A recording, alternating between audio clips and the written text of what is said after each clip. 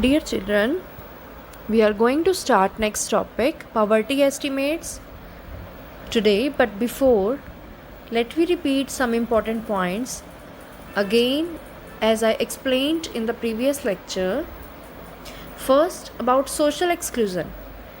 It is a concept under which poor people are excluded from the social benefits, or you can say opportunities of the society, which the other sections of the society enjoy due to the discrimination between the society. Second is vulnerability.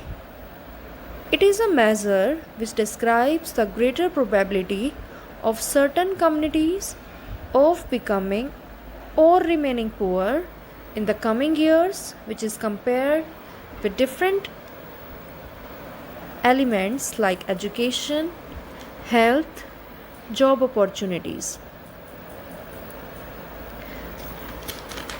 Third is poverty line.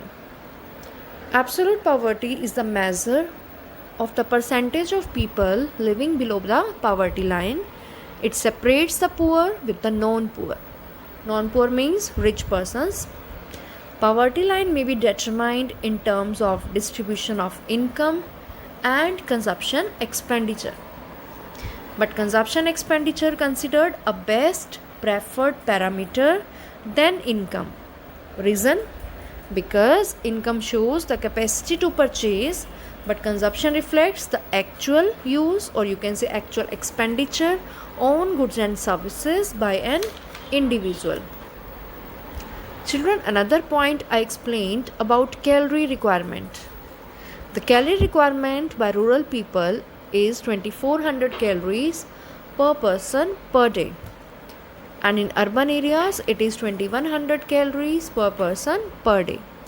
Now, why there is more demand by the rural people? Because rural population is hard working compared to the urban population. They engage more in the physical work. Now the next topic is poverty estimates. As table is given in the book, take a look and do reading. The NSS data, NSS means National Sample Survey, data provides figures on consumption expenditure which can be used to know the extent of poverty in urban and rural areas. With this table given to you, one question arises, that is, throw light on the findings by different poverty estimates in India. What table shows? There are 3 points in this answer. A.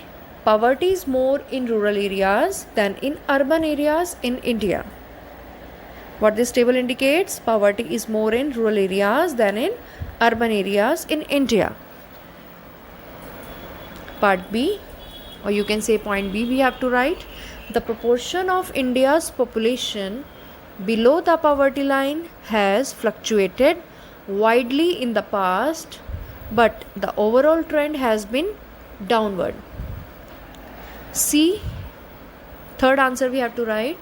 This shows that the percentage of the poor below the poverty line has been falling even though the number of the poor has increased.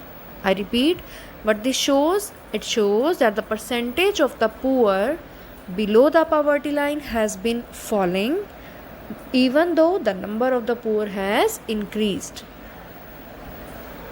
Poor persons की percentage अगर percentage form में देखें तो reduce हो रही है, but the number of poor if you will see it has increased. So one question arise now, how poverty declined in India?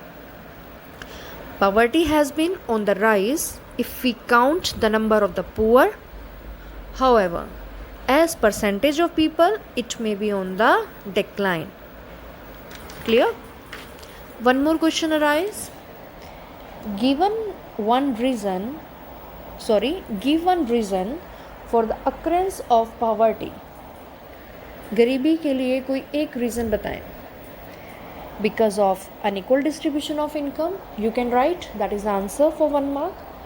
Any other reason also you can write, children. One more question.